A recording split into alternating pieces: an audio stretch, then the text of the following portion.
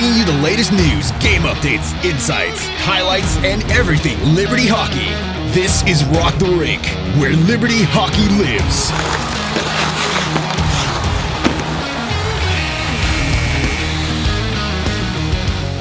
And welcome back to this edition of Rock the Rink. Pat Strawn, joined by the usual suspects, Chris Kerr, assistant coach Justin Forth, and a special guest, former Flame alumni goaltender, Mr. Blair Bennett. Blair, thanks for sitting down. Happy to be here. Yeah, give us a little life update. Obviously, for those who don't know Mr. Bennett, played at LU for quite some time, had a very strong career in net. So, tell us a little about not only your playing days, but then, what you're doing now. So after my playing days at Liberty, I was a strength and conditioning coach at Liberty with club sports and hockey. And I was coaching, and then my wife and we moved back up near her hometown in Massachusetts. And now I'm a strength and conditioning coach at Thayer Academy, which is a private high school in Braintree, Massachusetts. Okay. So wearing my Thayer swag right now. Oh, all right, that a boy. Is lacrosse one of the main teams you work with? Yeah, it's one of our it's really solid competitive team. Thought that was Clemson, but I was wrong. Yeah. No. Are they the Tigers or are they like Cougars or something? We are the Tigers. Okay, They're all right. the Paw Prints, man. That's right. Hey, you never know. Yeah, it's true. Got to get Coach McQuillan on the horn. Say, hey, you need to hit that school up. Oh, yeah. Got a pipeline now.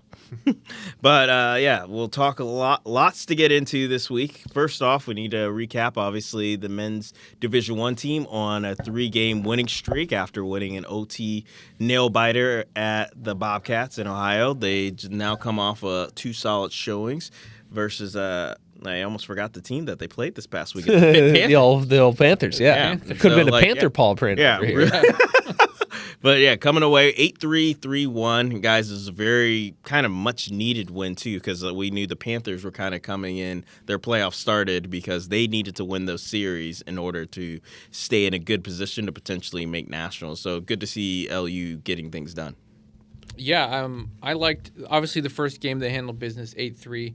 It's kind of that blowout that you would expect. I enjoyed watching the second game.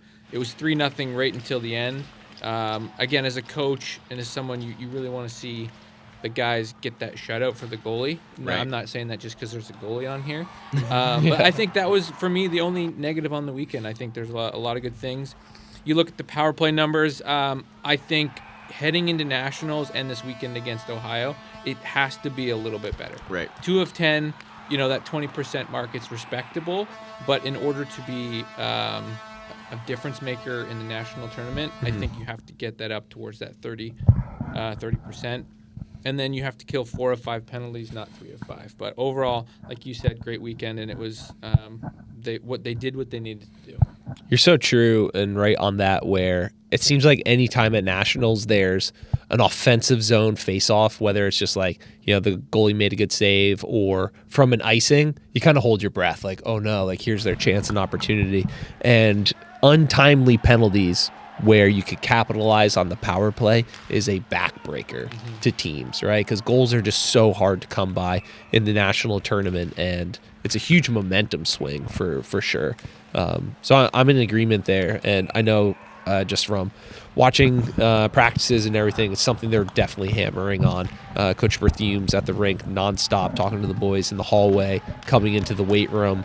He's not lifting anything, don't worry. But coming in, just talking a little bit extra. So I think it's something that's kind of like a box to check for the team, and I know they're definitely working hard on that. Yeah, and also one of the big notes, too, last couple of weeks, they've slowly been getting guys brought back into the lineup. So I think that could potentially change a little bit, because we've seen the power play change drastically from the initial Calvin weekend to what it is now. But then also, too, they got their captain back finally, who missed quite a bit of time. So, Kerr, you could speak on that a little bit. Obviously, we talk about Feemster and his work ethic. Like, that's part of his bread and butter and brand. But, talk a little about just the insurgence of having him back in the lineup.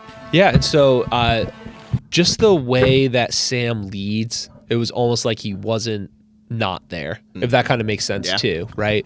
So he's made his presence known and felt in the weight room, in the hallway, in the locker room, and especially on ice during practices, still just wearing a tracksuit and going out there. But for sure, right? When you have, your leading point scorer from the fall, a heart and soul, hard worker, leader style that Sam has back into the lineup, injects a lot of things. And even again, last week we would have our power play units come in, warm up, then go out, and then, guys not on the power play would be in there. And just having Sam in there with the rest of those guys, like, you could feel that energy of like, okay, all the pieces are getting back together. They've had a great run this this spring, but yeah, you could definitely tell when it's kind of those isolated groups of the energy and the notice of like, all right, it's happening. Like, it's all coming back. It's all coming together. And Sam did such a great job from January until now, making sure he was ready to go. Right, like, you can still condition, you can still work out, you can still shoot pucks, and I'm proud of him for that. Because other people would just, all right, I can't play. I'll see you guys later. But he was there. You might have heard him in the hallway there, fourth, ripping the assault bike, staying in shape. Very, very proud of him for that fact. Yeah, and I think that's huge too. Obviously, you said how things are coming together. It really is for this team. I mean, 7 of the 11 goals scored this weekend were from 7 different players, so I think that's huge. Getting still that consistent scoring up and down the lineup, and that's what they're going to need consistently as we start building things heading into the national tournament. And I want to call you out too, Pat, for the prophecy you made at the beginning of the year of when we looked at this team up and down the lineup, it was like, man, across, whether we're calling them first line or fourth line, we're going to have a lot of guys with a lot of goals. And man, has that come true. Yeah. Right? The spread of scoring that we've had this year, when you just look at stats, it's just like, we are a balanced and deep team. Yeah. It is really, really amazing. Yeah, I mean, you have, if I'm not mistaken, 7 or 8 guys with 10 or more goals this year, right? That's crazy. That's huge. That's more than twice the number that they had last season, so I think that's big. And then also, too, the number of guys that have 10 or more points, too. Almost half the team has that. So that is just consistent balance that you want in the line, and you need if you're going to make a Nationals run. Yeah. So fourth, as an opposing coach, as you look at those stats and you're watching tape, do you just focus in your top D pairings on one particular line, or is it like, hey, everyone's dangerous? Like, just kind of give people an idea of your perspective if you were coaching against this Flames team. Yeah, I think if you're like the 1 or 2 seed and you meet them later on, you definitely want to take advantage of the home ice, and you want to match the best you can, like your top pair against their top forward lines, and then just kind of focus on the details throughout, right? So like your 5-6D can't be bad because Liberty's third line and arguably their fourth line. They can make you pay. It's crazy. Yeah. Tons of speed and skill. Like, it's crazy watching them. Even counteracting that, Blair, you're a former netminder, obviously, and you played in a lot of big games here. So, like, what is something you would tell for the Flames team they need to do to the opposition's goaltenders, right? Like, even in those games when they get dialed, right? So, like, how do you frustrate them so you can finally break through that wall? Yeah, just stay on them. I mean, you want to get lots of scoring chances. So getting pucks on net and getting traffic in front is probably the biggest thing. When you have 4 deep lines, you're going to have favorable matchups. I mean, every team at Nationals is good. But if you can, like, really, really get on their defense, wear them down, and then create opportunities around the net, you're going to have favorable outcomes. What was the thing when you played that you've always hated that the opposition team would do to you? Well, I remember playing Davenport and getting run over about 10 times. So that was probably number 1. But just getting traffic in net and making it hard for the goalie. I mean, that's like, when you have defense who can clear the front and you can see pucks, you can stop pucks. Yeah, I like that. Third is when he got scored on. That's what he hated, the third. Yeah. That's probably number 1. Yeah, I haven't done it in a while. And so the Flames, Blair, are sitting at under the current rankings. Correct me if I'm wrong, Pat. We're number 4 right now currently. Well, rankings come out. We're recording today, tomorrow. Tomorrow. Yep. Yeah. Potential will move up to number 3 after what happened with Ohio last week, which we'll get into in a little bit. Yeah, and so heading into this final weekend, Blair, rankings are always important. Talk about seasons where you were a top 10 team heading into the final weekend, whether it was your run with D1 or your comeback year with D2. What are the emotions? What are the thoughts in the locker room? What are the players feeling? Which comeback here at D2? 'Cause Yeah, I was like, wait, there was 2. Yeah, it might be the only person to ever do that. it's possible. Yeah. I don't know how I did that, but I did. So, I mean, coming into the last weekends, it's tough because it kind of depended on who we were playing and where we were ranked. So I remember my senior year, I think we had West Virginia was like senior night. Okay. And so it was kind of like, well, let's just make sure that we stay healthy and then we can get back to work heading into nationals. And some other years we were pushing. We're trying to maintain our ranking or move up if we can. So you're battling it out the last games, and you do want to have good games and play hard and like have good habits, leading up to nationals. But at the same time, guys want to stay healthy in sometimes like a meaningless game. Now, looking at the schedule this weekend, we got Ohio, and that's a national game. Two of them back to back, and so and you're fighting for maybe the number 3 spot. So you want to have 2 wins, and you want to win those games and be rolling going to nationals. Yeah. Yeah, very true. Very good point. Yeah, and going with what Blair said, Flames now will face the number 3 Bobcats this weekend, and right now the Bobcats own the season series as they've won the first 3 games. Liberty, as I said earlier, won the last game, Game 4, in overtime, comeback fashion as well. So that was huge for Liberty, building momentum, I think, into the weekend versus Pitt. But then now into this weekend, Ohio coming off of a bit of a skid, not the spring semester I think they were hoping for, as now they've lost 3 straight. Just lost to the current number 1 team in Minot State. Won in 6-5 shootout, which is kind of crazy to think. They were down by 2 goals and found a way to score 2 to make it 5-5 in the final minute of Game 1. And then Game 2, unfortunately, they blew a goal lead in both of those games, and Minot was able to prevail. So, talk a little about some thoughts heading into the series that we want to see from the Flames, because like Blair just said, like you want to see not only good habits, but, that's it's a potential Final Four matchup that LU could be facing here, or a little bit of a preview of one. Yeah, I would say, like everyone in the league, I think Ohio doesn't enjoy playing at Bird Arena this semester. Hasn't been super friendly to them. Sorry, Fourth. Go ahead, buddy. Good. Yeah. No, I think this weekend's huge, right? It's maybe tough because it's senior weekend. Yeah. So it's senior weekend, and you have the number 3 team, so you have to, it could be some guys second or third senior weekend. I don't know. Some guys might have like real emotion. Yeah. Some tears from mom or girlfriend or whatever.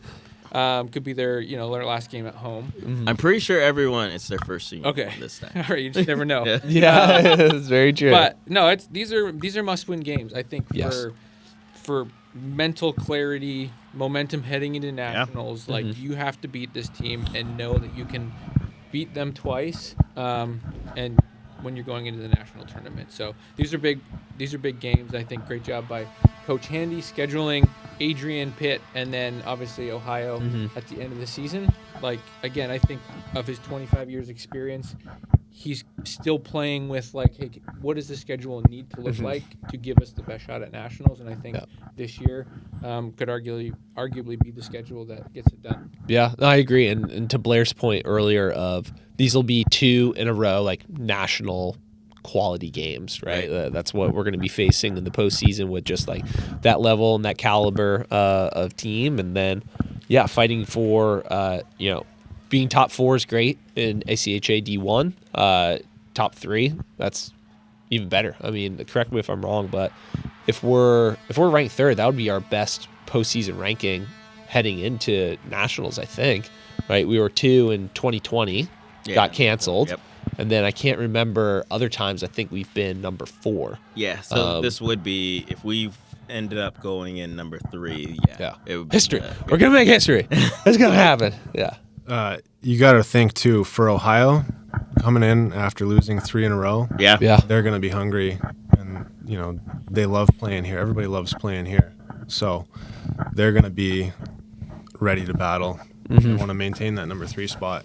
So it's going to be good hockey. Yeah, it will be. And also, too, I think I know, Blair, you played Ohio a couple times during your tenure, but yeah, I think that rivalry has intense so much even more as the years go. So, like, it's basically a rivalry game for the final regular season game for both teams because they're both independent. No conference championship for them for heading into now. Starting in 2021, we played each other like 9 times. Yeah, season. right? We Yeah, just that kept was going wild. back and forth, back and forth. That was crazy. We need someone to cut a promo like in the Will Ferrell movie Semi Pro. This is the Mega Bowl. We're playing for the Mega Bowl. What's that? It's the Mega Bowl. That's right. Yeah, get the people fired up. Yeah. Well, before we transition to Women's One, Blair, I wanted to ask you a couple questions more so.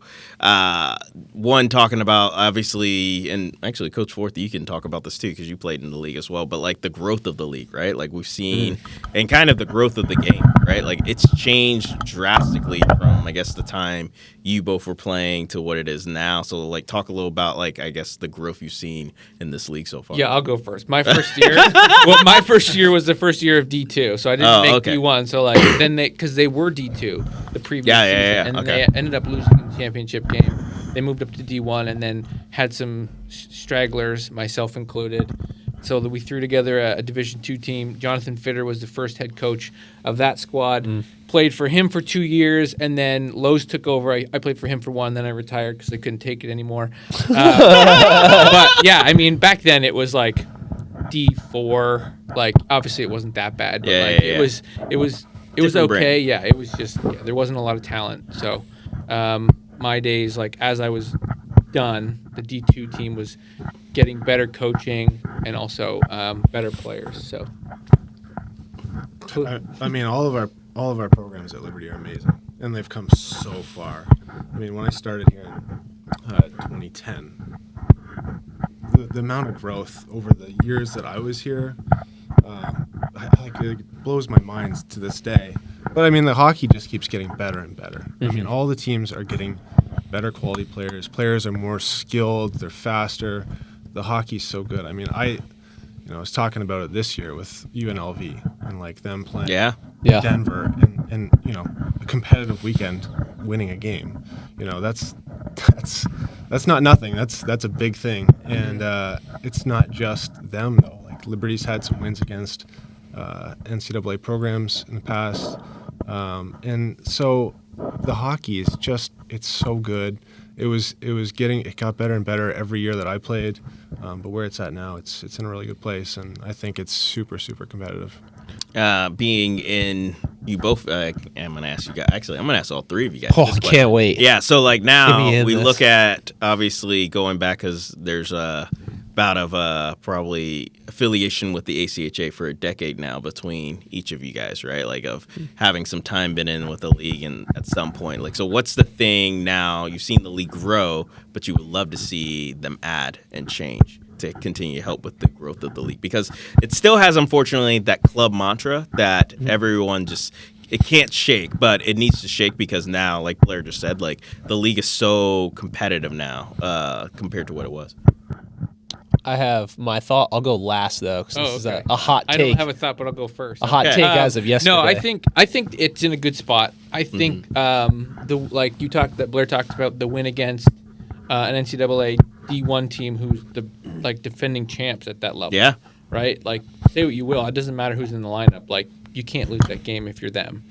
So I think continue getting marketing that way and just like spit and chicklets. Those guys we're talking about the ACHA and promoting that kind of stuff. So just continuing to put forth a good product and getting NHL teams involved. I think it could be slow at times, but it's definitely growing. Even at the women's level, I know that like a lot of people before, like 5-6 years ago, it's like, oh, it's club hockey, but now it's like, oh, it's better than 90% of those NCAA D3 programs. Right, because it's like middle of nowhere, like some liberal arts school. So I think a lot of teams are putting forth a good program. So I think it's slow growth, but it's still growth. I think some of these the major football schools, right? Your SEC schools and stuff that are getting programs, and they have the fan base that helps them a ton. I think that is a major advantage in a way with a lot of these ACHA teams. And then I think just the use of social media. I know you mentioned Spit and Chicklets, but the Hockey House Pod and different things like that. But they're just promoting club hockey. And, it's got the club hockey moniker, but it's not a club anymore. Like, it is competitive hockey. It's really good hockey. And it's the Acha. Yeah. Yeah, we shouldn't say club on here because then we don't use enough. it. They won't. Fair enough. Yeah, Fair enough. I know. I just see the game just keeps getting better. You get more good recruits playing in the league, and it'll continue to grow. I don't think you have to change a lot. Yeah. I thought it was really cool, too, this year. NC State played against Carolina Hurricanes alumni. Yeah. So the fact that retired NHL guys are playing against, an ACHA team, I think that's, like, again, another step in the right direction of, like, hey, you guys are allowed to be on the same ice as us, Yeah, that's huge. So as of last night, talking with Coach Josh Wagner of our D3 team, he said that, I forget the channel, I think he called it like Rise or Rise Sports on like Roku. Okay. Does that make sense to anyone? Yeah. I think he said there was like an AAU conference championship game streamed on that. And just because it's like a popular channel on Roku or whatever, I could be getting this totally wrong, so I apologize there, Coach. They had over 100,000 views on like AAU hockey, right? Wow. And so I'm like, wow, that's sick. And so I would say it's just like both these guys hit on it. The continuation of media coverage through all your social media channels, whether it's on YouTube as well, like that's just how you grow everything. If we go back to the Michael DeBrito, Ryan Finch interview, right? He said like, how'd you hear about Liberty? I was at my billet family's house in Alaska. I'm clicking through ESPN Plus and all right, here's Liberty versus Adrian hockey. What's that? Like, who are these guys? Let me watch it. So I think that we have phenomenal facilities across a lot of ACHA teams, and then we also have just such good hockey. And I think those things need to be highlighted more, and then people are going to realize, like, okay, I could go to a Division I school with all that it has to offer, the size, the price, the facilities, and then play ACHA hockey. Or I could, as Coach Forth alluded to, kind of go to the middle of nowhere at some satellite campus and play my NCAA D3 dream, right? It's kind of just like, man, when you compare those apples to oranges, we just offer so much. And I think more people could get on board with that. Even just the simple thing of like most NCAA D3 guys are not donning the stars and stripes and heading overseas to play. Whereas, how many of our Liberty players plus our equipment manager got to go this year, right? Like 7 total between the men and the women. And those are the cool opportunities that we have and that we could afford and that we could offer. Like those need to be highlighted big time. The world needs to know about that. Yeah, love to hear it. Yeah. Hire Pat Strawn, media director. I would just add on, like we talked about the UNLV game, and so getting more of those exhibition games between the top, ACHA teams and NCAA teams, and so that people can see how competitive it really is. So it goes a long way too. I fully agree. Kind of getting back to you, Blair, if that's okay, Pat, if you had any sort of follow-up. You mentioned Forth, like the move up. When did the gas game happen? Where there was like carbon monoxide getting leaked and everyone was like going to the hospital. Were you part of that or that was what year was that? That was Mike Morrison was a part of that team. Okay, all right, yeah. I just remember them telling the story of like in between, face-offs, each goalie would just be like slunked over because like something was rising up from the gas and they were just on the ice the entire time. So yeah, those are good times. Blair, something that is like really prominent in my mind that our men's and women's D1 teams are doing are missions trips. During your time here at Liberty, were you able to go on one, or did you hear stories of teams that were able to? And just talk a little bit momentarily about the faith aspect that Liberty hockey brings. I did one missions trip to Latvia. Awesome. It was a great experience. For me personally, it was a challenge, like a bit humbling, as I had torn my ACL about a month before. Oh, all right. Sorry to bring up that good memory. No, yeah. it was great. It was awesome because I got a different perspective of the trip than everyone else. I got to do some cool things that the rest of the team didn't get to do. Yeah. Strictly because of the situation I was in. Yeah, taking an elevator and whatnot. Yeah. No, I was off crutches for one day before we went. Wow. And I was walking miles and miles, and because we were playing hockey games over in Latvia, and I couldn't play, I was in the stands handing out pamphlets, talking to people, Really meeting cool. all kinds of people, Yeah. the mayor of this town, and like doing, Yeah. Did anybody give you a key? no Oh, keys for me. all right. Keys for me. Chocolate bars, maybe? But just getting a totally different perspective than the guys on the team who were on the ice. Yeah. Which was really cool. I had an amazing time on our mission trip. We went to an orphanage, and just being around and traveling around and seeing Latvia itself. It was so humbling. It was very special, and it was had a big impact on my faith personally. It's so awesome to hear, Blair, especially I was fortunate enough to head over to Finland with the women. And I'm also glad, if you didn't know, you said all good, positive things about Latvia, as we have a Latvian on our team, Mr. Kevin Bite. Yeah, so good job there. But yeah, it is interesting from my perspective too, as like a weight room guy going over there. I'm not on the bench, I'm not on the ice with them, so you definitely get to interact with let's just say the local people and everyone who's kind of like showing up like, what do you mean there's a team from America here? And yeah, you have no idea the impact that you could have had or that you did have on the local people.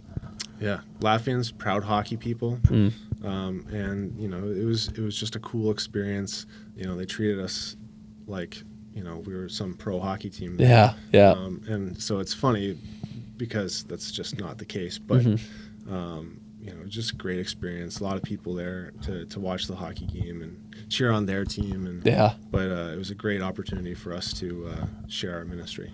I agree, and hopefully more missions trips out of Liberty Hockey here in the future. No, I would agree, and hopefully, I think coming up here next year, boys are going back to Finland. I believe so. Their rotation. Yeah. Now, right? So, I was talking with the man himself, Reese Braband, and he said something. I can't remember. yeah, and I know there are Yeah. other He teams. was talking about Yeah. They're trying to get other teams too. I think disc golf is preparing to potentially go at the end of this year in 2025 too. So somewhere. So Yeah, they might be going this summer. Like there might be a missions trip coming up in the next few months with our disc golf team, because I think over in Finland, like disc golf is a huge sport, which makes sense with all the snow. Right. And we're sending our team over, I think, as part of the World Championships as well. Like we hosted them here in Lynchburg this past summer. I think the World Championships are over in Finland. Okay. Yeah. That's exciting times. Well, nothing more exciting than the Lady Flames were able to honor their seniors, 8 seniors, off right, taking out the number 2 team in the country. They took out the Adrian Bulldogs, winning 7-2 and 5-2. And guys, that was a pretty highly anticipated matchup heading into the final regular season for both squads. And it was good to see the Lady Flames not only get it done, but then send their lady seniors off right. Absolutely. Before we really get into the ladies here, I got to give a big shout out to my man Lloyd. Lloyd, I know you're watching from BC, so I appreciate you. He came for a visit with his daughter and immediately recognized this silky voice from the podcast. That's right. Oh. Yeah. So And big the beard, shout out, too, I'm Lloyd. sure. Yeah, that could be it too. Lloyd, you're the man. Appreciate your viewership in a foreign country. That's right. nonetheless. I'm sure he didn't We're get on me, international. too, about why are you looking down at the Why? screen. That's Like, Yeah, yeah. Foreign. Yeah, it's a foreign country. Yeah. It is what it is, man. He's American. So, Yeah. if he was Canadian, then America would be foreign to him. I'm holding too. I married a foreigner, Yeah. right? Like, We're 50% foreign. yeah, that's a good point. exactly. Yeah. Coach Forth, you were a part of this senior group when they came in as freshmen. You were part of that magical 21-22 run of being undefeated that they have. Talk momentarily just about that group. We don't have to go into any specific names or anything. But, yeah, when you think of this senior class, can you believe they're seniors first off? And then, a little recap of your time coaching them. Yeah, this group was one of those first groups that Lowe's brought in, right, under his wing, because before it was, remnants of the Paul Bloomfield era, right? So this was kind of one of the first groups that he was able to bring in and lead kind of on his own. And I think these girls have continued to grow this program to where it is going and where it is, and each of these girls have been a huge part of it. And I think, like, I'm just looking at the list, and I was doing my my walkthrough at the ice rink this morning, and I went through their locker room and I saw pictures, and it was Bella Herbert, and like I was just thinking about of one of my favorite girls that I ever coached. Like, great kid. Oh, glad you brought that up. Oh, sorry, keep going. Great kid, comes from a great family. Just like she's someone that just shows up with a positive attitude every day and puts the work in. But yeah, it's awesome to see. It's crazy that 4 years has already gone by for most of these girls. But yeah, it's a great group of girls, and the team is where it is because of these girls. We'll get to the seniors in a moment, but to highlight Bella again, we're going to call this redemption for Pittsburgh. She gave me the stat that they have the steepest road in the world, Blair, in case you didn't know. Steepest road in the world. And then we looked it up. Yeah. I was like, tell me about Pittsburgh. And then we looked it up. It was like, no, New Zealand. So I went back and I was like, Bella, you made me look terrible in front of an international audience, like Lloyd's watching.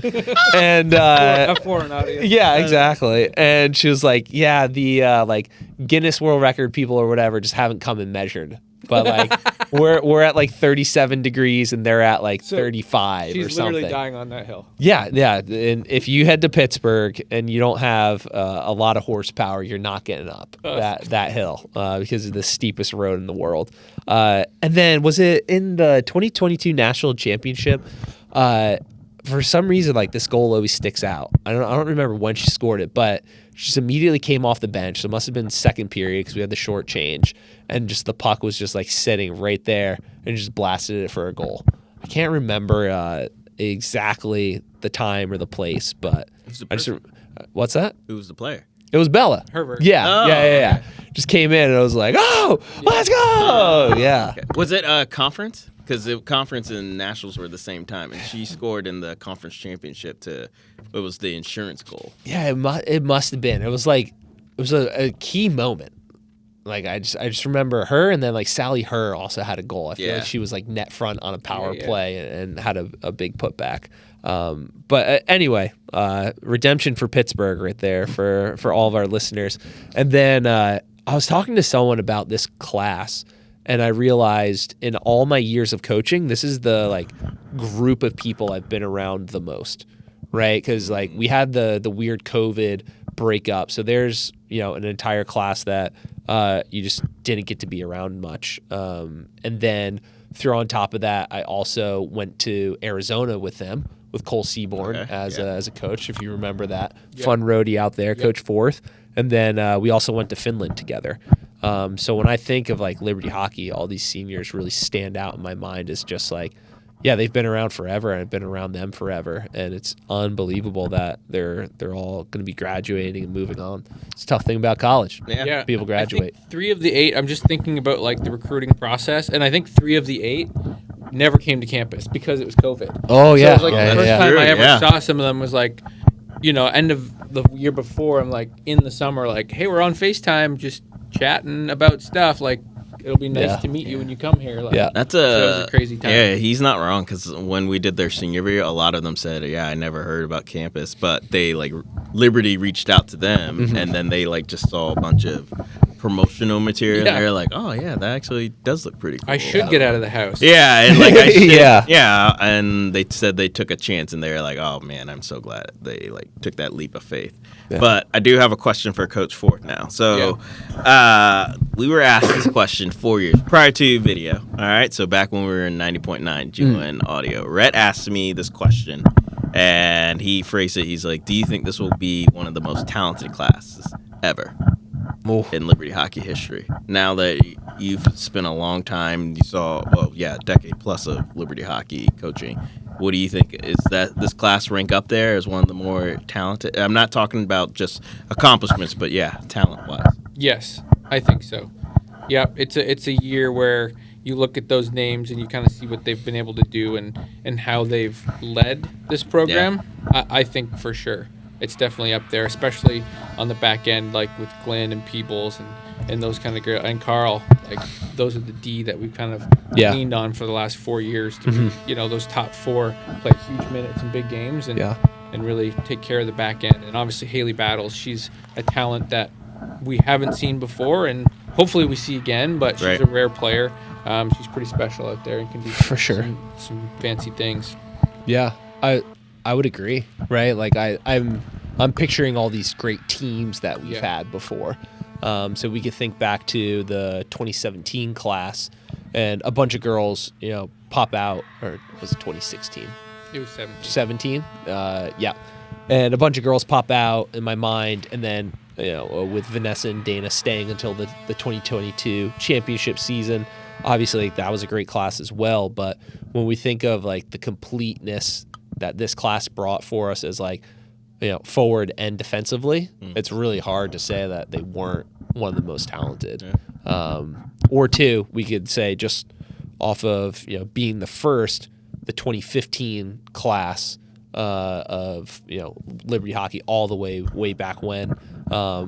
Blair, when you were coaching, when you were being the goalie coach there, when they won in that 2015 year, that was also a very talented class. Yeah. But yeah, these girls, they were special. Definitely special. Yeah, very similar too. 8 seniors in that 2015 class. Yeah. Seniors in this one. So hopefully they have the same type of ending. But moving on, we're talking now about men's D2 hockey. We're on the fence with them for quite a while. But those boys finally locked up the auto bid. Were able to finish number 2 in the Southeast. What did it was the game they had a couple of weekends ago versus Rowan on their senior night. They won 4-1. And guys, I think that was the difference maker. And originally they were going to play Elon that weekend, and Coach I almost said Lowe's, then Fourth. Now, Coach Hughes. Coach Hughes made the right call and said, hey, we're going to swap this game out, and I'm going to try to bring up another team that's higher ranked in the region to see if that helps. And they brought up Rowan, who at the time was 17th. They won 4-1. That was the goal differential, winning by 3 that weekend, because the team under them, Kentucky, played at Michigan, who's also in the Southeast, and they only beat them by 2 over the whole weekend, 1-0 and 4-3. So that extra goal that Lamrou scored on the penalty shot really was the difference maker. Oh, I forgot about that. Yeah. And then he turned around and got a penalty himself. All over the score. Yeah, trying to chirp too hard. Yeah. Oh, man, that was a beautiful move he made. Yeah. Roman, you got some good moves. Stay out of the box, right? Yeah, that was crazy. Yeah, so, going into a little bit more of the details, too. Like, Liberty final ranking, 11.985. Kentucky, 11.781. Differential, 0.204. So explain that a little bit for people here. Oh, yeah, so there's Blair just whispered to me, what does that mean? Oh, yeah, so help there's us a out. raw ranking of when everything's formulated, goal differential, and also the strength of schedule. So, then they come up with this raw ranking or score, so to speak, of what every team rating is. And so, that is the rating between Liberty and Kentucky. And it was a big difference because Liberty also played 2 teams that are not 12s or 11s. If I'm not mistaken, Lindenwood's the only team with a 14-plus ranking, and then FGCU with a 13-plus. So the fact that they were able to play them multiple times this year, I think, helped in the strength of schedule category, too. So just doing just enough to get them over the hump. Yeah, I talked to Coach Hughes the Sunday morning at church after the game against Rowan, and I was saying, that's obviously a good win, and he was telling me how nervous he was because he didn't know they would even have a game until late Friday night. Yeah, just so making crazy. sure, trying to figure out who the team is, and making sure that on their way home they want to stop and play because they definitely didn't have to. Yeah, and then they wouldn't have had a senior weekend either. Yeah, so, shout out to Rowan Pross, thank you. Yeah, thanks for the number 2 lock. But, no, he was a little nervous, but it was everything fell together to get them that number 2, which is huge. And so just for the fans at home, what happened is we were supposed to play Elon, right? Friday, Saturday, home series. We canceled those, and then there was a conference tournament going on in Raleigh, North Carolina. And then if somebody lost day 1, they're out. So then they came up to make their trip worth it and played us on Saturday. Right, and so that's what happened with the Profs of Rowan. Yeah. So now they prepare and head into the men's Division II tournament. But before we talk a little bit about that tournament, because we're still waiting for their pool, we got to sit down with two of the captains of the men's Division II team, Captain Josh Harrell and Assistant Captain Cooper Neal. And joining us now are two of the captains of the men's Division II team, Josh Harrell and Cooper Neal. Josh and Cooper, thanks for joining us. Yeah, appreciate it. Thank you. Us. All right, so you guys have had a pretty up and down season, right? Like, obviously, I know adversity obviously helps make good and strong championship teams, but I think you guys got a little bit more than you were bargaining for this season. So tell us a little about, this past season with this group. Yeah, no, definitely. I feel like every year that we've been here, at least for Cooper and I in our graduating class this year, we've experienced a little bit of adversity, but this year's felt different for some reason. Just very up and down, riding the roller coaster of emotions, and whether it's just guys in and out of the lineup getting hurt, we've needed everyone that's on the team. Everyone's played a crucial role, but I'll definitely say it's molded us for where we're at right now, and we're definitely just focusing in and dialing in our preparation, just going into nationals. So we're all very excited, and we know the adversity will definitely pay off, because the 5 games in 6 days at nationals, it's a grind. So it'll be nothing new to us. So it's only making us stronger. And talk a little about this group. Obviously, you guys have been able to qualify and get the auto bid for nationals every season, and every team's different. But what's so different about this group? What makes this group so special? Yeah, I think our freshman year when we came in, we had 10 or 11 guys that came in. I think right now we only have 4, maybe 5 guys from that same class. But we had 11 guys graduate this year that are going to be leaving, not coming back. So I think the maturity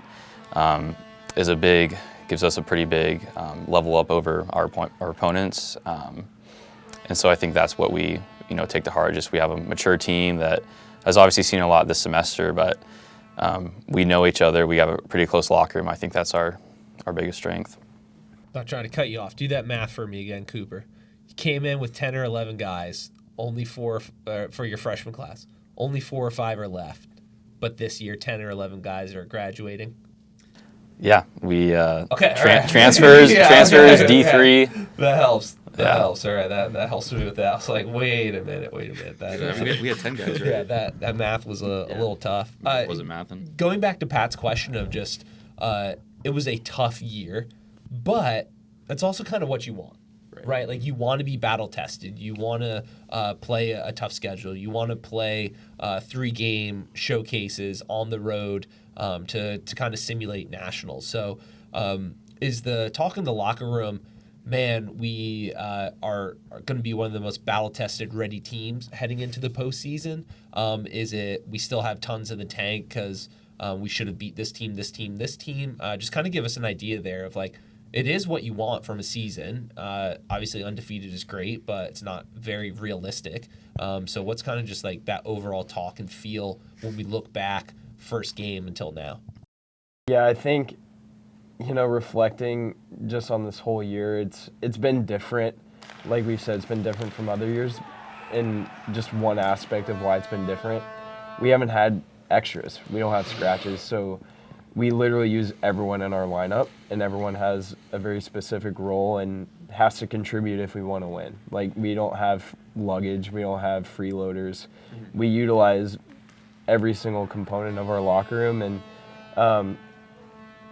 in the beginning, I remember talking with Coach Hughes, and we didn't know how it was going to turn out, but we've come to learn it's actually an advantage with just, taking the turn into nationals, because we have to be desperate, and everyone knows their role and knows what they have to do in order to contribute to get wins and play for something bigger than ourselves. So it's actually a really cool aspect of our team that we didn't know how it was going to turn out, but I think it's a huge advantage for us. Yeah.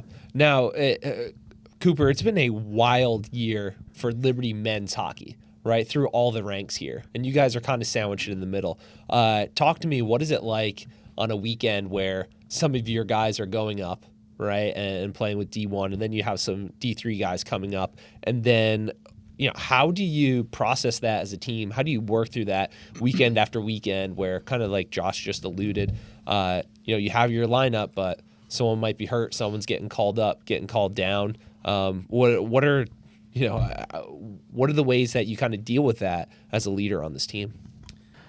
Yeah, I think the Liberty culture, from D1 all the way down to D2 and even women's, is that it's just a very loving environment to be in. And obviously when you have guys go up and play D1, you're nothing but thrilled for them. Yeah. You're super excited for your brothers to get called up there. And then even when the D3 guys come up, being that we're just right down the hallway from them, we know all those guys pretty well. So, they come up and join our locker room, and it's like they've been with us the whole year. And so that really just helps you gel together for long weekends. I know when we were in the Northeast this semester playing 3 games, we had 4 D3 guys with us. Yeah. And they were nothing but awesome. Like they were all great guys. They all contributed, all worked hard. And then whenever we did have our guys go up to D1, it's like you're like watching the games extra closely now. You're thrilled for them, excited for them, and you wish them nothing but the best. Are there any good classic chirps when someone gets called up? Like I've heard D1 DM thrown around. Is there any fun rituals the boys have? Yeah, we call it the gauntlet. Oh, all right. So if you can do the gauntlet in your 4 years here, Mikey Williams did it. Yeah. Big for him. But what's even more impressive, you can do it one semester, like Eric Abate did. Yeah. Very true. And so it's we call it the gauntlet, and it's pretty. You need like a wall, like the gauntlet wall somewhere. Yeah. I like that. I think Alex Norwinski was the first one to kind of establish that.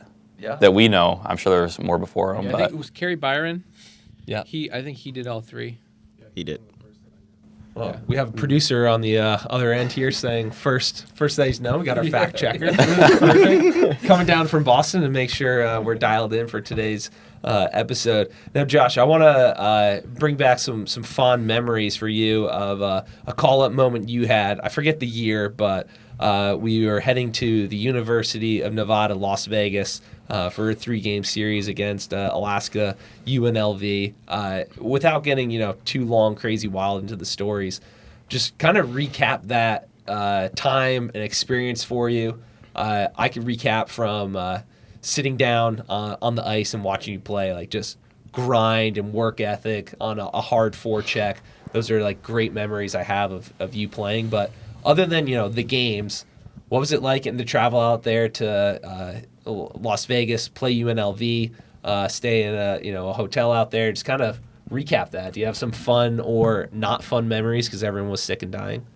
Oh man, I remember one of the first, like, just when reality really hit was we're on the bus, and you were calling out like room checklists if guys had any special requests for the store. Like you guys were running to the store, and I remember Reese Pullen was on that trip as well, and we just kind of looked at each other like, special requests, like what is this? Like no, I mean it was a really special trip. A lot of really fun memories. Like the thing I remember the most is just the culture and how playing that first game like against Alaska Anchorage, that was kind of wake up call, kind of a dagger. Like it was just incredible hockey regardless of the score.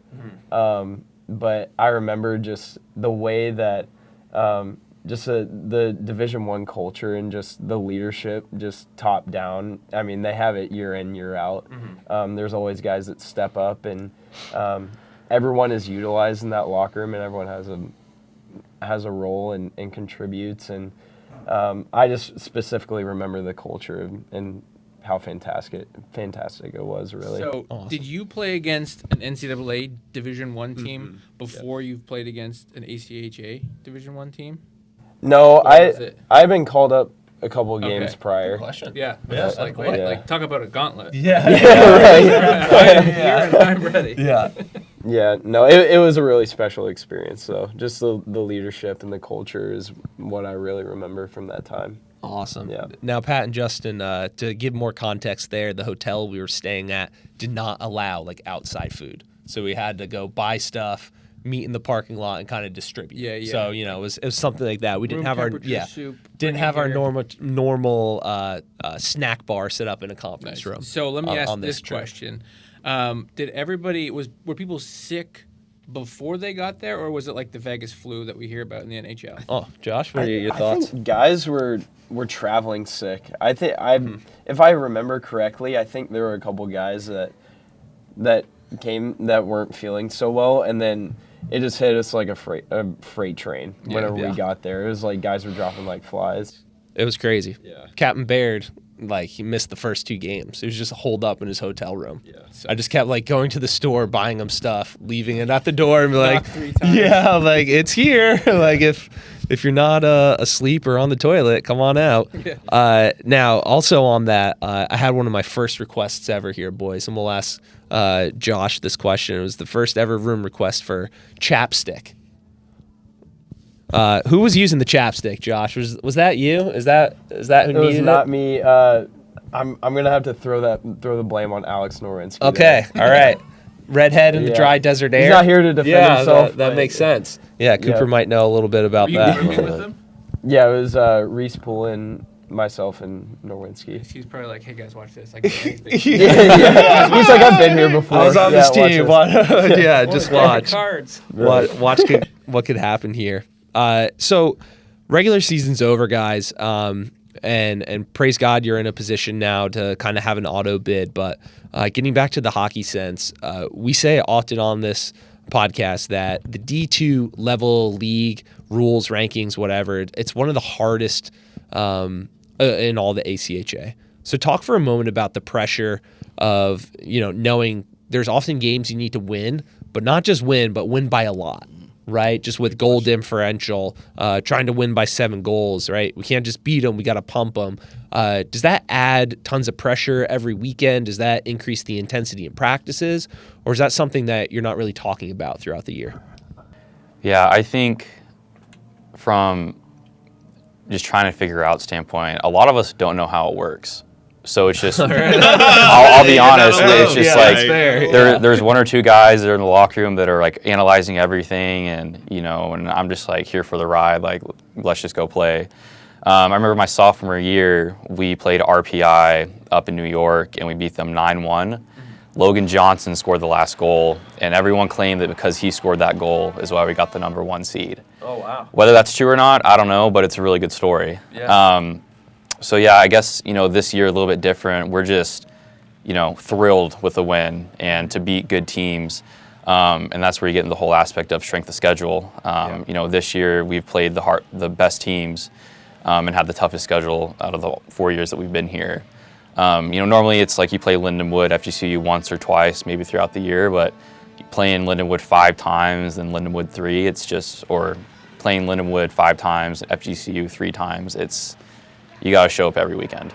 It's always there. And especially how much the league's been growing, it's like the teams that were normally like, oh, you can just show up and, wax them. It's not that this year. It's like every team has talent, every team's good, well coached. And so the competitiveness just keeps on growing each year. I want to formally apologize on the podcast because if you go back a few, I made the bold statement that I didn't think you guys were going to get the 2 seed. I thought you guys were going to have to go to regionals and battle it out. I remember making that statement. So huge congrats to you guys. That's amazing. What are you guys doing right now to prep these next, 3-4 weeks? Like as a team, what do you guys think that you guys need to work on in order to beat the Lindenwoods, the FGCUs, make sure you guys get out of your pool first? Yeah, I mentioned it a little bit earlier, but I think just dialing in our preparation. Just whenever we show up to the rink, it's like we're suiting up for a game at nationals. And that honestly applies to every aspect of what we're doing at the rink. It's how we warm up before practice, how we get dressed, how we get onto the ice, how every rep matters execution-wise. So I think dialing in that preparation and really being ready in that aspect of our game our talent, our work ethic, and just our ability to grind and execute the small details it'll take over in those high pressure games because we have the experience, we know what it takes, and it just honestly really excites me, and I know it excites our locker room too.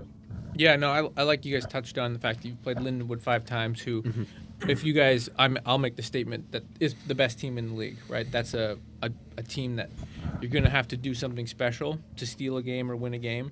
Do you guys feel confident about playing teams like that? Obviously, you know what they throw at you, and you just have to, like you said, dial in those details and make sure, your execution's on point those games. How you guys feeling about those teams? Yeah, with teams like Lindenwood, it's most of the games played between the ears. There's a lot of emotion, and when we're in the box, there's no way we can win against them. They're just that good on the power play. So if we can dial in the retaliation and playing with heart, playing with emotion but not emotional, I think we'll be successful against them. Nice. It helps when you don't get a lot of goals called, back. Yeah. Let's bring that up. Oh, yeah. Like, what's going on, guys? Like, what are we what's being insane. said to those refs, right? What's like the tally? It's I know in the Linden you played them 5 times. Games 2 through 4, you had a goal called off each game, and in game 2, that probably was the difference maker in them winning the game, and also game 4. But what's the story there?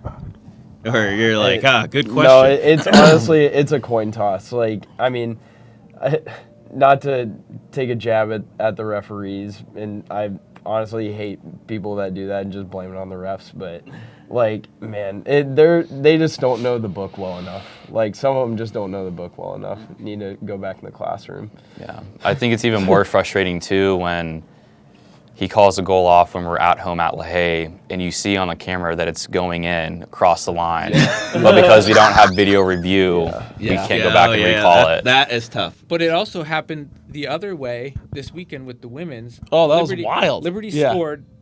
They waved it off, like the play continued, and a minute and a half later, they saw it on the replay, and they're like, look, it's up there. The refs said it was a goal, and then put time back on the clock. So it's like, which rule book are we playing on? Exactly.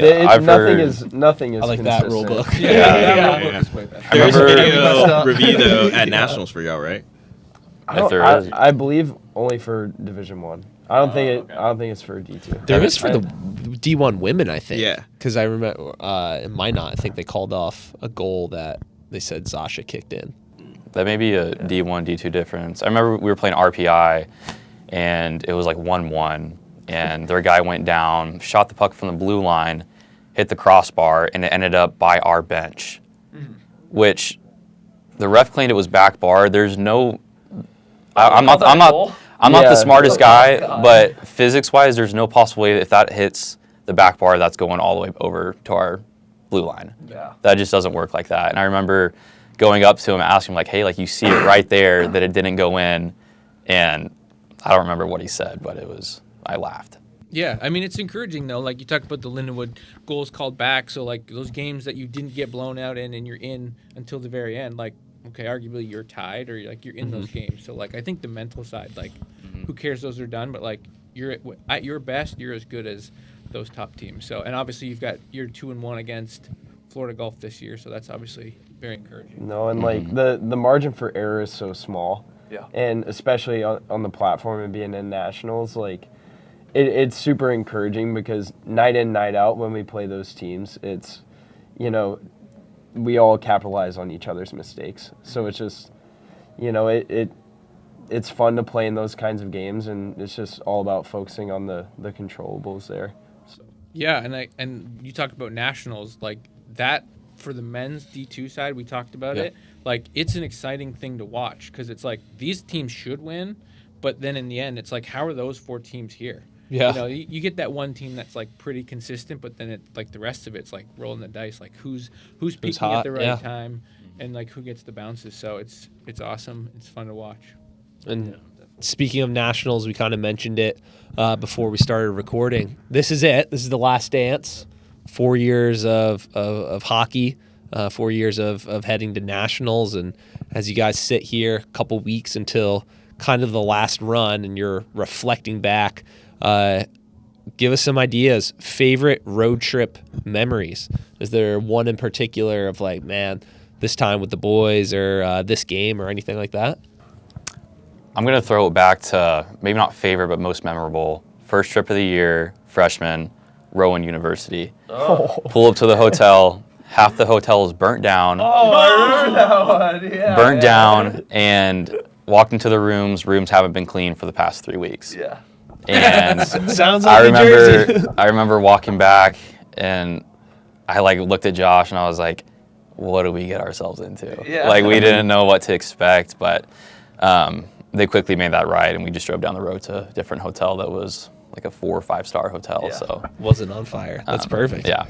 Yeah. I gotta go with our sophomore year, Miami of Ohio showcase.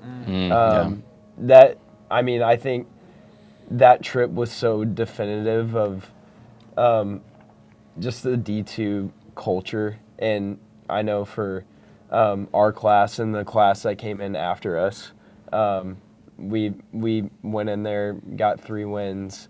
I remember one game in particular, we were trailing Gulf Coast 2-1 or 3-1 maybe. I know we were trailing going into the third period, and man, I just remember our culture took over, and it was just such a cool experience, and I feel like a lot of guys on the team now, it was such an awesome bonding experience and something that goes way beyond hockey. So. Love that. That's awesome. Do you guys have a favorite away barn to play in? Where you were like, oh, I miss playing there? You know, it's kind of funny, but NC State, yeah. like they got the band up in like the top corner of their arena, and just honestly such an electric environment in there. They do a really good job. And but do it's they fun. play at Wake Competition Center? Right? I Like you b- I walk believe in, so, she on the yeah. left, she on the right. Yep. Yep. Which one do you normally play on? Do you The one on remember? the left. The one on the Yeah. left? Okay. All right. Yeah, I think that's the one where the NHL team practices. Yeah. Yeah. I gotta say, probably environment-wise, FGCU is always fun to play at. Their fans always get into it. But from just cleanliness and nice and fun, I gotta say the Centene Ice Center in St. Louis. Yeah. Oh yeah, They always That's a good take- one. I always say it is a nice rink. That's why they host nationals for Yeah. the 20 years there. Yeah, exactly. I will- And for the next one. I will say honorable mention though, playing Northeast in Matthews Arena. Which Ooh, is like yeah. the oldest rink in the U.S. Like Yeah. super historic, downtown Boston. I mean, doesn't get much better than that. Yeah, I will say that was like my first year coaching at women's in 2011. That was one of my first road trips. Is we went there and I coached in that building, and I was like, I didn't realize the history. It's that was really- there. it's So I would really- yeah. definitely agree. It's I think it's getting pretty special torn place. down this year, and they're remaking it, remodeling it. Did you guys ever play at NYU? Did you, no. Blair, ever? I just remember the stories of Zach Hayes was sharing that like at NYU. I think they like didn't have a wall between locker rooms, and so he's like sitting there, and Kirk's giving the starting lineup, and there's like 2 beer league guys just sitting next to him, like getting undressed. He was like, "What is going on here?"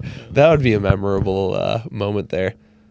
All right. Well, guys, thanks so much for joining us, and yeah, we'll be looking forward to seeing you guys at nationals, and hopefully, your fondest memories here to come soon. Yeah, Absolutely. Appreciate Yeah, it. Thank you so Thanks much. so much. We'll see you boys in St. Louis. Yeah. Sounds good. See ya. Always good to hear for some of the senior leadership of this group. And yeah, I mean, guys, you talked about it during the interview, but like, it's always a gauntlet. Men's D2, probably the toughest. And like, actually, got someone who's played in both tournaments, men's D1 and men's D2. There it Like, is. Yeah, I was thinking like, when we were talking, you could have done the reverse gauntlet, or you're not allowed. Like you could have like D1, you played 1 year at D2, and then if you were really motivated, you could have went to the tournament with D3 the following season. I don't know if you're allowed to do that. Has anyone done the reverse? I don't think so. I don't know, actually. That's a good question. Yeah. Without getting cut, maybe. Yeah. There's, no, I was going to say Eric Abate kind of ish did that where he was on D2 just because of his academic schedule in the fall was on D3. Yeah. So never know, never say never. That's right. Yeah. Rob But- Ward probably didn't quite get it to D3. No. No, he stopped with at you guys. D2. But yeah, It was close. but going back to that, yeah, like Blair, like tell us about the gauntlet, because we always say on the tournament, like, or on the pod, like men's D2 probably the toughest tournament is in the ACHA. Yeah, and I was call it fortunate maybe, but my first season with D2, I came on board in December, January, and we needed to win like 6 straight games to get to regionals. Oh dang! And then we went to regionals and we won regionals, and then we went to Utah for nationals. Okay. And I mean, nationals is tough, but with nationals, like, you don't want to lose the first game, obviously, but if you do, there's still some hope, right? You could win the next 2 and get through. I mean, D1, you lose, you go home. That's true. Yeah. So that, there's pros and cons to each, but you don't want to lose either way. You want to go and you want to win. So that's got to just be the mindset for these teams. It's just win every game. But it's a battle in D2. The round robin is tough. It's really tough. You're playing against three good teams. Yeah, and a couple of years ago, like men's 2 was highly touted. I think everybody thought that this was their year. I guess if you're going to make that statement, they run into a really hot Iowa team, and they lose 3-2 in that first game, and before they lace it up for the second game, they're already eliminated. Yeah. So just like having to finish that tournament out, go through that mental struggle. But yeah, it's tough, and like you said, you just gotta win every game. Yeah, you really do.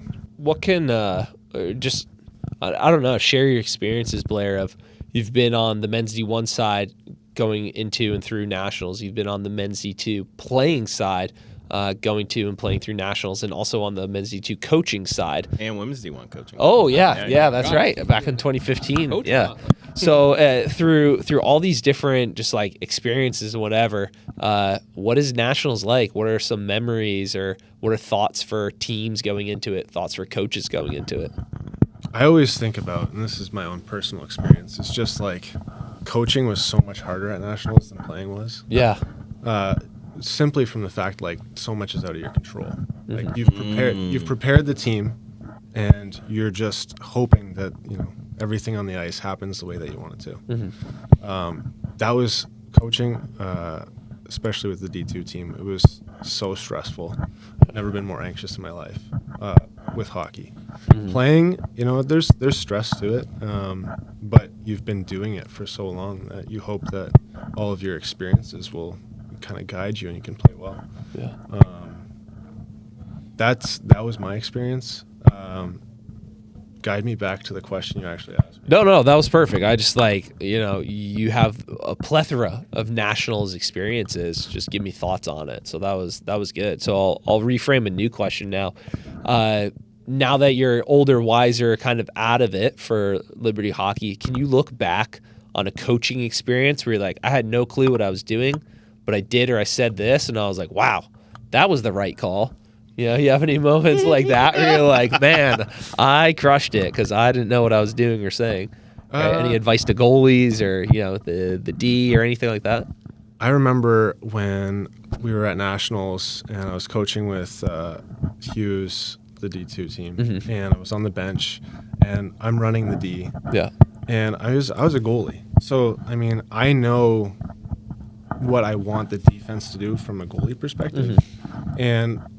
But I don't know everything about defense. Yeah. So I'm just trying to guide them the best I can, and then give them, the motivation and help, keep them disciplined and like guide them that way.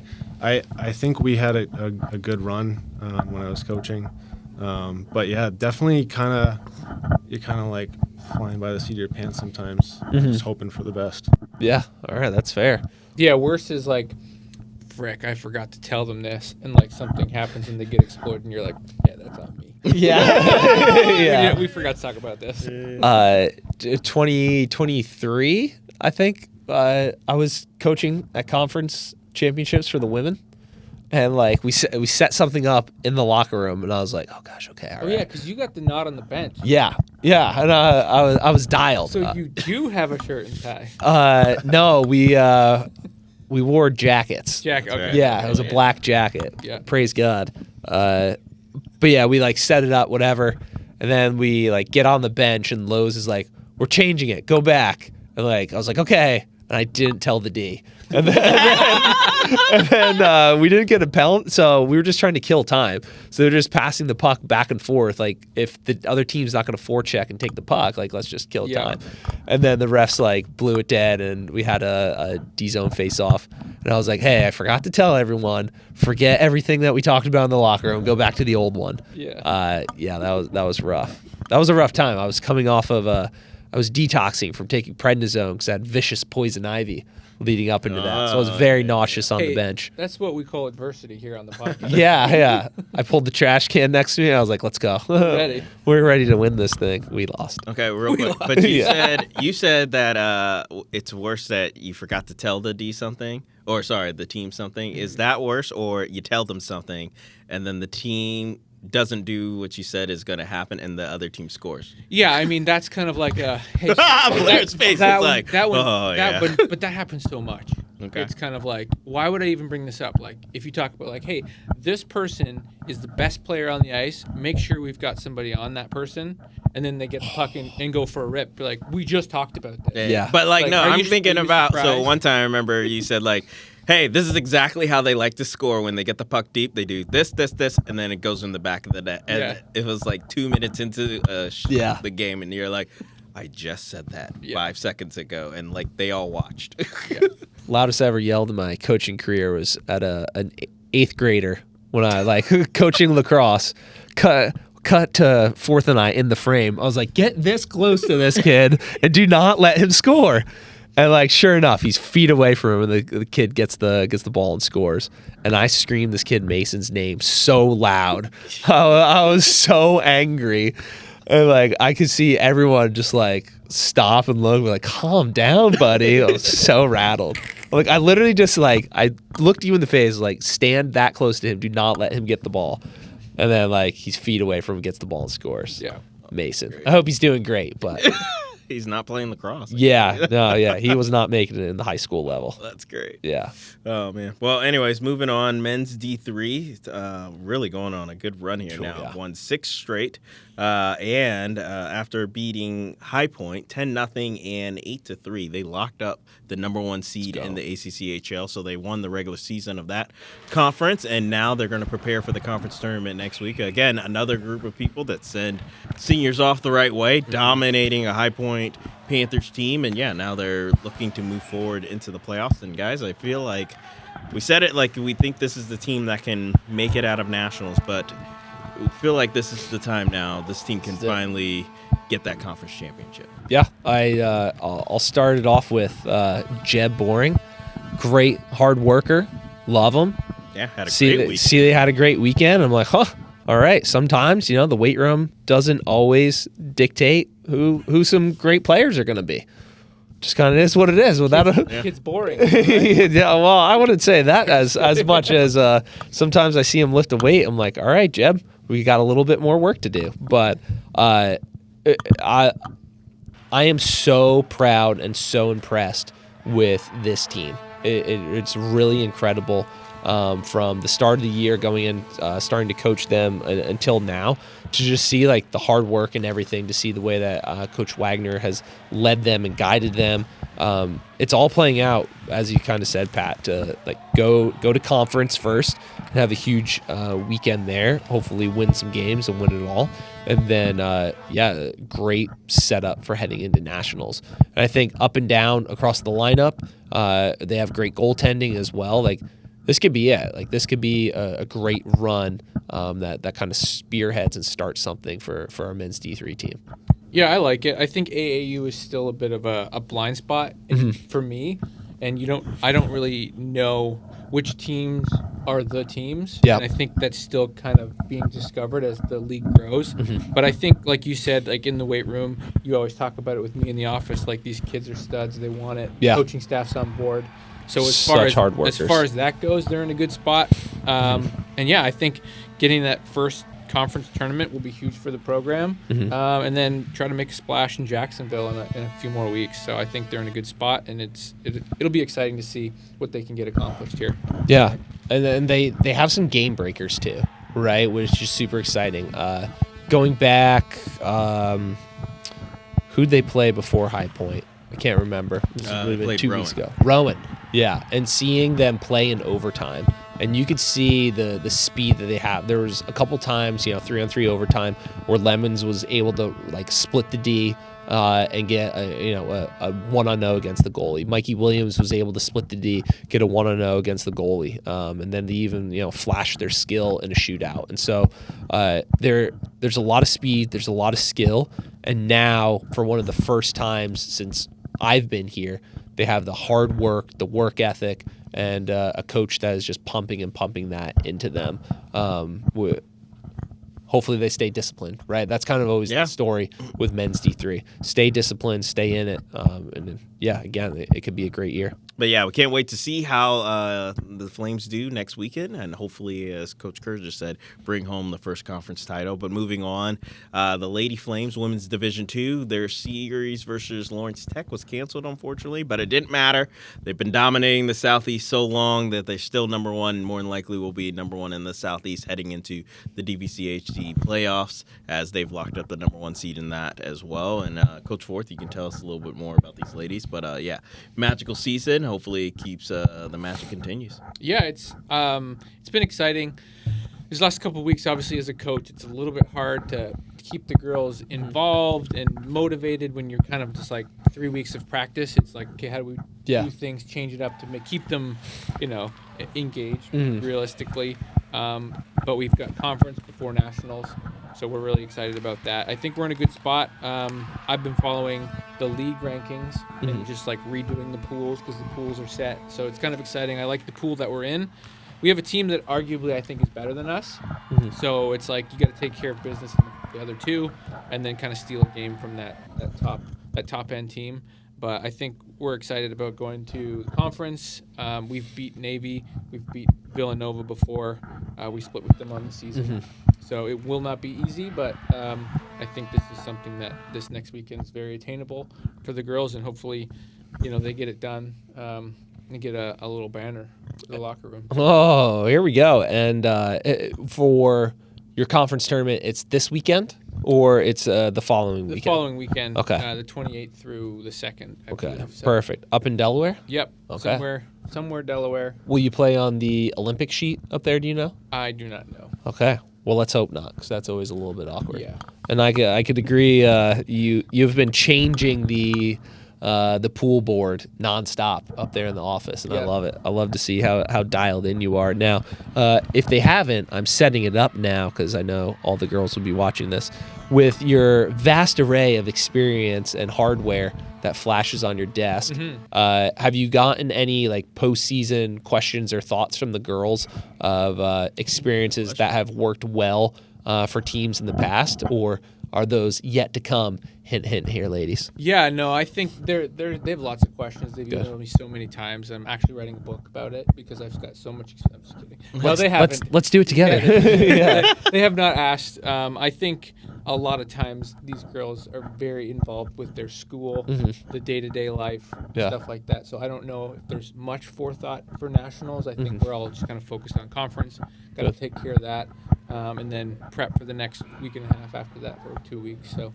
Yeah, I think we're in a good spot, and I think the girls, as coaches, we're continuing to talk about the importance of the next games and just focusing on details. And if you miss 10 passes in practice, if you miss 10 passes in a row in a game, you're gonna lose that game. Yeah, for sure. It makes it so much harder to just trying to hone it in. So. Okay, that's great. I look forward to being in the office when they come in and start asking some questions here. Yeah, I'll chime in my 2 cents too. Yeah, that's right. Eat enough. Eat carbs. Get as much in as you can. Yep, definitely. Yeah.